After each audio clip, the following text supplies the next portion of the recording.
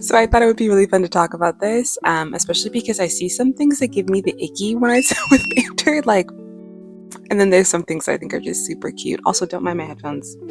This is just so I can hear myself back without waking up my children with the volume. So, okay, so the reason we love banter is because we love the tension. We love the push and the pull and the give and the take and the back and the forth. It's like a jousting, like a duel. Like, like they parry, they feint, they go back, they go forth. Who's winning, who's losing, who's whatever. It like keeps you guessing, keeps you on your toes. It rises the action. The tension goes up. You're like so excited. It's fun. It's really fun. However, if you don't let there be a push and a pull in your banter, it can be boring because one character will literally just be like going in verbally and it'll start to come across as like bullying and being picked on, and that's not cute. That's not fun.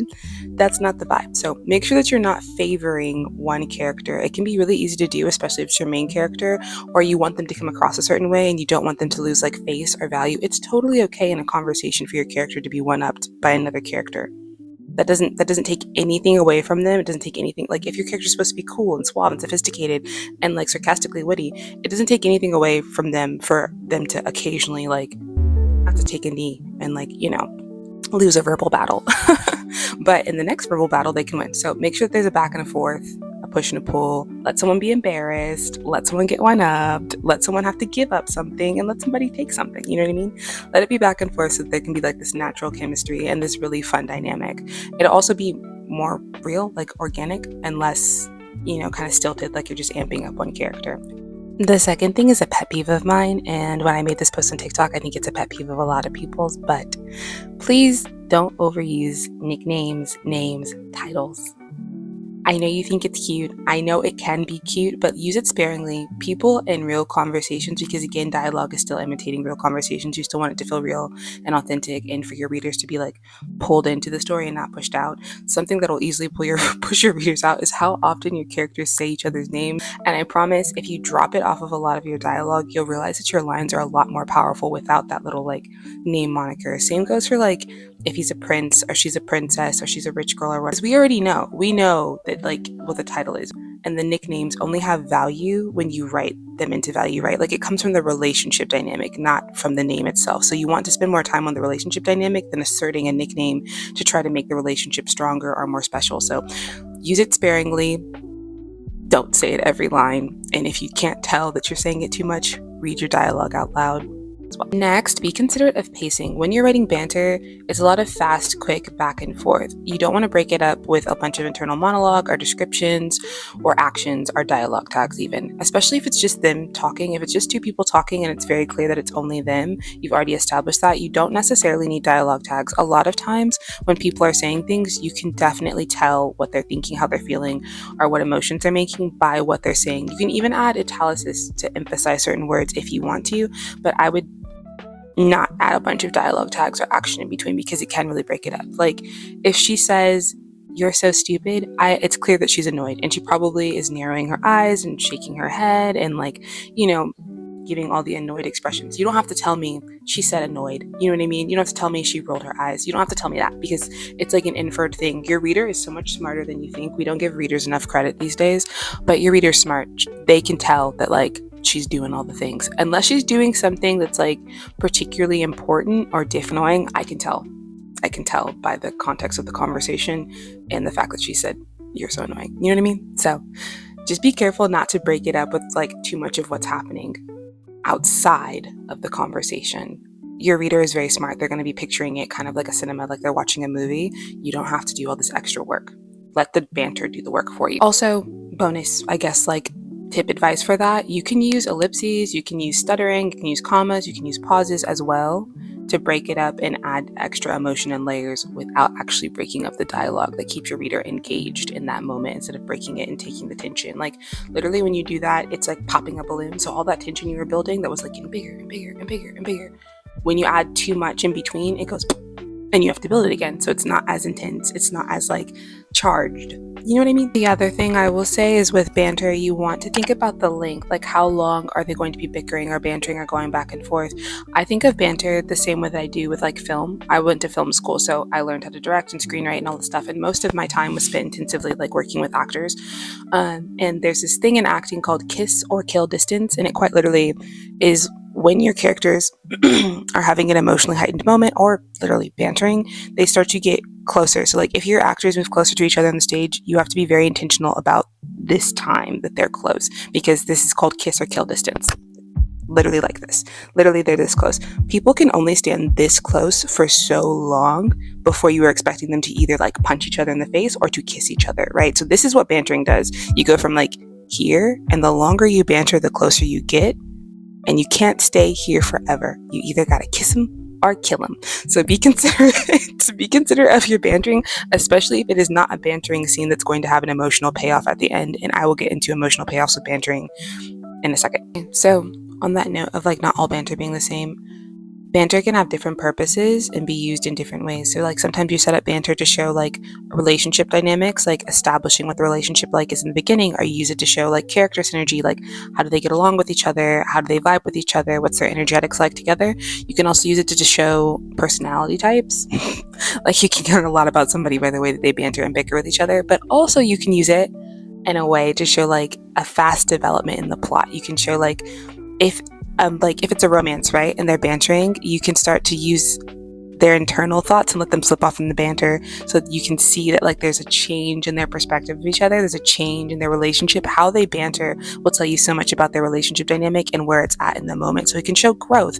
It can also lead up to like a really explosive reactive scene where like perhaps it's going to a confession, perhaps it's leading up to somebody going off on someone. Like there are so many different ways to use it, which leads me to this other thought. So when your characters are bantering, you can also use it to show internal thoughts that your characters have about each other. So like for instance, if your character is like, you're just like a pretty vapid shell, right, the other character can be like, I'm pretty, and like that's of course the banter part, you think I'm pretty, right, but like he slipped out that he thinks she's pretty. You know what I mean? So like you can use it to slip up on thought processes and how people see each other, and that can help develop the story and plot as well. And then with banter, when you're building that tension, at some point give us an emotional payoff. Either let them kiss each other or rip the other person so bad that it's like, oh crap, okay, this was serious. You know what I mean? Because like banter for the most part is funny and silly and whatever, but it can be very serious. And so use it. It's such a great tool, guys. It's such a great tool. It's so much more than just like verbal jabs for funsies. There's so many things you can do with it in the plot of your story. Like I love banter. I love bickering. I love dialogue in general, I suppose. But yeah. Lastly, and so like I said, you can use it to show character development and relationship growth. But lastly, I want to talk about non-romantic banter, platonic banter between friends, because I feel like this is like a missed thing. Friends banter and bicker probably more than like couples actually do. So I want to like talk about it. But basically, if you're using banter with your friendships, the way you can use it, like the back and the forth, and then get to the emotional payoff with the tension, is like it could literally reveal that like a friend is annoyed with each other about something, or that they have something going on in their lives they haven't shared with that friend, and it's coming up to the surface. Like that bickering, really interesting. So like in Seven, my romance book, Knox and Michelle bicker and banter with each other a lot, but because Michelle is hiding a secret from Knox and he can tell she's hiding something, but he doesn't know what it is. So they go back and forth, and there's a lot of back and forth in an emotionally charged way, right? And it explores the dynamic of their friendship, how comfortable they are with each other, their synergy with each other, how well they know each other, but also, you know, like the lines and the boundaries that are there that maybe they didn't know were there. Like Michelle has a line with Knox and he's not even aware that there's a line there because they've never been in the situation before, but you explore that through their banter. So please don't just use it for like your couples and like your romantic entanglings. Use it with like friendships as well, to like show things and explore things. I promise it's so worth it. It's so fun. Some of my favorite kind of banter is between friends. Like I think it's hilarious. It's so cute. Lastly, I'm gonna show you guys some banter examples from Seven. I will try to find screenshots and put them up here so you guys can read them. Gosh, this is gonna be cringy, isn't it? Ooh. Guys, there's no telling how many times I'm gonna have to record this because reading my own writing out loud is so for me. Maybe I'll use like a audio changer file thing. That'll be fun. We'll see. No, because then I'll have to like label it AI, and I don't want to do that. That's too much work. I don't know how that works on YouTube. Anyway, so for context, in this scene, she's just made him Pinky promise not to lie to her, and when she does that, they loop pinkies and they kiss. That's just not kiss, but like, you know, they kiss the fingers to seal it with a kiss, basically. And so she says, "I'd rather kiss you," I murmur softly. Her eyes flicker with something dangerous. She pulls away, unlinking our hands. That's another thing. There's a cocky set to her shoulders, a quick cover for the desire I spotted moments ago. "You have to stop trying to sleep with me, JJ." I tilt my head back coyly, studying the outline of her lips. She's drawn them in with brown pencil tonight, leaving the middle glossy and pink to match her natural color. I have no idea what you're talking about. A little tisk of her tongue as she shakes her head, gold charms of her locks jingling. You do too. It's not my fault you think I'm sexy and you want to sex me. Do you think everything is a competition or some kind of challenge? And you don't, I counter with a knowing grin. Her lips curl in, eyes squinting guiltily. It's not a competition, because if it was, you'd have already lost. Oh, I say it just to rile her up, loving how the intensity in her eyes darkens them further. The alpha energy crackling in that tangible pulse that always seems to flow between us. She struts into my space slowly, leaning both hands on my knees. A breath away, she lifts her chin and arrogantly states, "You're so into me, you can barely breathe." Her head tilts back to hold my gaze as I sit up, leaning over her petite frame. Emboldened by her sass, my hand cups her face and I whisper, "Make no mistake, Shagia. The next time I'm into you, you'll be the one who can barely breathe."